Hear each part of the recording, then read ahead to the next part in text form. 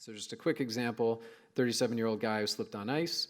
And if you start to look at these and start to really look for the posterior mal, you're going to see it a lot more often. And so you can see it even not just on the lateral view.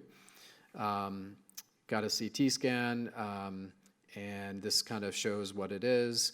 Again, there's some posterior subluxation, there's comminution. Again, I don't need to belabor all of this stuff. There's your PITFL, which is intact. And again, that's what indicates or gives you so much syndesmotic stability.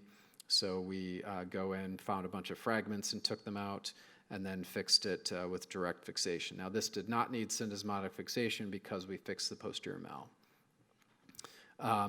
This is just one of the studies showing that by fixing the posterior mal, it provides greater syndesmotic stability.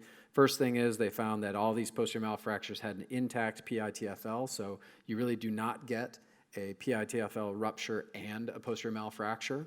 So that's why we can fix it, and typically the syndesmosis is stable. They also looked at cadavers, and they simulated a posterior mal fracture. When it was fixed, the posterior mal was fixed, you got 70% stiffness. When they just fixed the syndesmosis and not the posterior mal, it was 40% stiffness. So these are all just kind of data points that, to me, it makes me fix them more aggressively.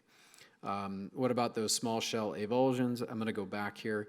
This is kind of an example of what I was telling you guys. Like, this is a distal fibula fracture. Maybe it's a little wide medially, but if you really look, you're going to see that posterior mal, these avulsions, and that, you know, is potentially a much more unstable injury. And I really think it's these that when you do your gravity stress, they open up super wide.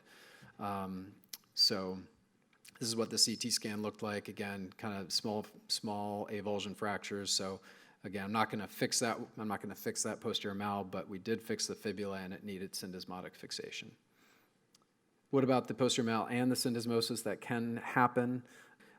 This is just an example of an axial view where you've got the AITFL avulsed in addition to a posterior mal fracture.